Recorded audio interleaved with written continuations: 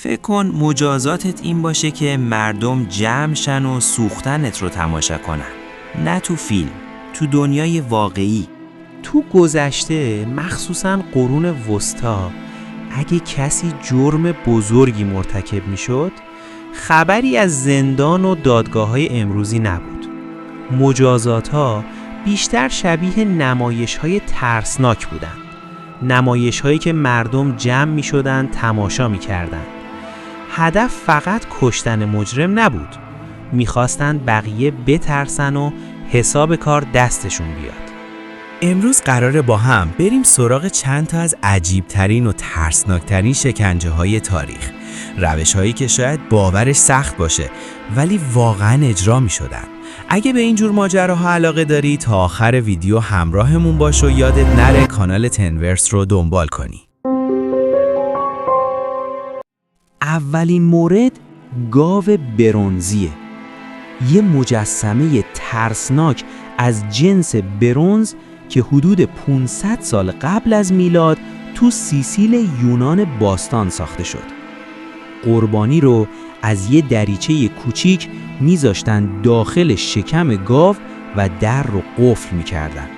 بعد زیر مجسمه آتیش روشن میکردن و بدن قربانی کم کم شروع میکرد به سوختن. وحشتناکترین بخش ماجرا این بود که فریادهای قربانی داخل مجسمه میپیچید و از دهان گاو بیرون میومد، طوری که صدایی شبیه نعره گاو شنیده میشد. جالب اینجاست که مخترع این شکنجه خودش اولین کسی بود که داخل گاو انداخته شد. انگار تاریخ از همون اول گفته بود بعضی ایده ها اصلاً نباید عملی بشن. شکنجه بعدی سیخ کشیه، روشی که اسمش با ولاد دراکولا گره خورده. یه میله بلند و نوک‌تیز رو خیلی آهسته از بدن قربانی رد می‌کردن، نه برای اینکه سریع بمیره. برعکس، ممکن بود تا 2 روز زنده بمونه. جسدها رو وسط شهر می‌ذاشتن تا همه ببینن عاقبت مخالفت با حکومت چیه. این شکنجه بیشتر از اینکه مجازات باشه، یه پیام تهدیدآمیز برای همه بود. یکی از چندشاورترین روش‌ها شکنجه با موش بود. یه قفس فلزی پر از موش‌های گرسنه رو روی شکم یا سینه قربانی می‌ذاشتن. بعد قفس رو گرم می‌کردن تا موش‌ها دنبال راه فرار بگردن و تنها راه فرار بدن قربانی بود. این شکنجه اونقدر دردناک بود که قربانی تا آخرین لحظه هم درد رو حس می کرد، هم دقیقاً می فهمید چه بلایی سرش میاد. تو بخشایی از اروپا چرخ مرگ یکی از رایج‌ترین مجازات ها بود.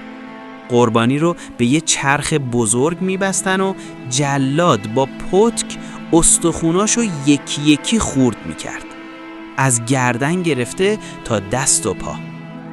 بدترین بخش ماجرا این بود که بعضیا بعد از این همه شکنجه هنوز زنده می‌موندن.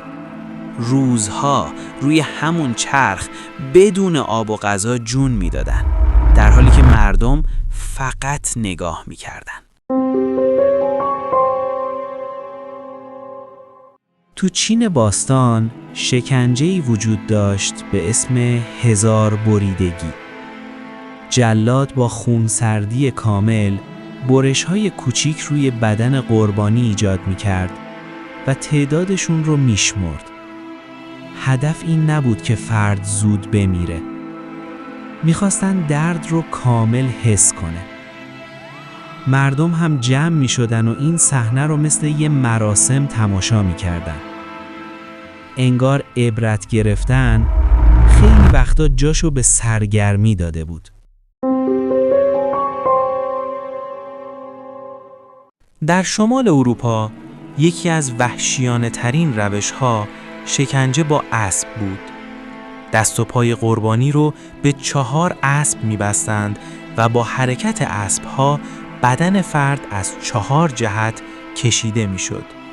این روش بیشتر برای خائن‌ها و دشمن‌های سیاسی استفاده می‌شد تا قدرت حکومت به همه نشون داده بشه.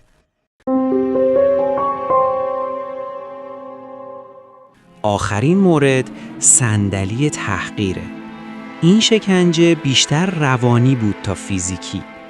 کسی که خبرچینی می‌کرد یا زیادی غر می‌زد، وسط شهر به صندلی بسته می‌شد و بارها داخل رودخونه فرو می‌رفت. شاید خونریزی نداشت، ولی تحقیر شدن جلوی همه تا سالها روی زندگی آدم اثر می‌ذاشت. قرون وسطا بهمون نشون میده یا قانون رو رعایت می‌کردی یا باید آماده بدترین مجازات ها می‌شدی. قدرت برای ترسوندن مردم هیچ حد و مرزی نداشت. اگه تا اینجا همراه ما بودی و از ویدیو خوشت اومد، حتما لایک کن و کانال تنورس رو سابسکرایب کن. ماجراهای عجیب تاریخ هنوز تموم نشده.